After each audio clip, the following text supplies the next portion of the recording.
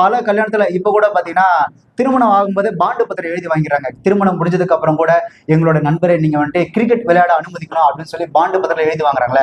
So அதனாலதான் இந்த கல்யாணம் அப்படின்னு ஆகும்போது தான் அவங்களுக்குள்ள ஒரு சின்ன விரிசலே விழ ஆரம்பிக்கும். அந்த ஃப்ரெண்ட்ஸ் கேங்ல பாத்தீங்கன்னா ஒருத்தனை பாத்தீங்கன்னா ரொம்பவே சீக்கிரமா கல்யாணம் ஆகிடும். ஒருத்தனை பாத்தீங்கன்னா இந்த கல்யாணத்துக்குள்ள பெருசா இன்ட்ரெஸ்ட் இல்லாம கல்யாணமே ஆகாம இருக்கும். கிட்டத்தட்ட என்ன மாதிரி வச்சுங்களேன். இப்ப என்ன மாதிரி நாள் அந்த சீக்கிரமே கல்யாணம் அந்த ஃப்ரெண்டு வீட்டுக்கு போகும்போது அவங்க பசங்க ஸ்கூல் போற அந்த வயசுல இருப்பாங்க. அப்படி அவங்க வீட்டுக்கு போகும்போது பாத்தீங்கன்னா அந்த பசங்க என்னதான் விளையாடிட்டு இருந்தாலும் கூட மாமா வந்துட்டாங்க அப்படின்னு சொல்லி திபுதுன்னு ஓடி வராங்க. அவங்க ஃப்ரெண்ட்ஸும் கூட ஆமா உங்க மாமா வந்துட்டாங்க, இதுக்கப்புறம் நீங்க விளையாட மாட்டீங்க போங்க அப்படின்னு சொல்லி அனுப்பிச்சு விட்றாங்க.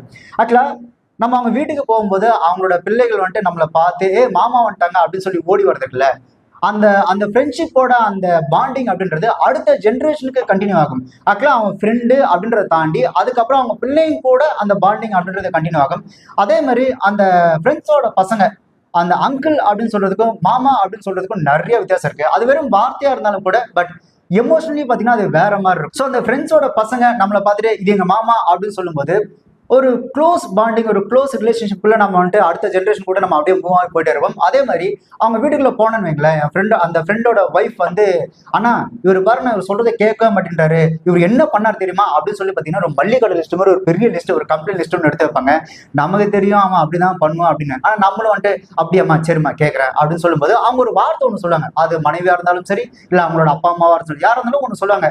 யாரு சொன்னாலும் கேட்க மாட்டேன்றப்பா, நீ சொன்னதான் கொஞ்சம் கேட்பாங்கன்னு சொல்ல அப்படின்னு சொல்றது இருக்குல்ல. அதாவது அவங்க அப்பா அவங்க அம்மா அவங்க அண்ணன் தங்கச்சி ஒய்ஃபு காதல் யாரா இருந்தாலும் சரி இவங்களாம் சொல்லி கேட்காத ஒருத்தன் நீ சொன்னா கேட்பான் அப்படின்னு சொல்லி அவங்களுக்குள்ள ஒரு பாண்டிங் இருக்குல்ல, அதுக்கு பேர் தான் ப்ரோமன்ஸ்.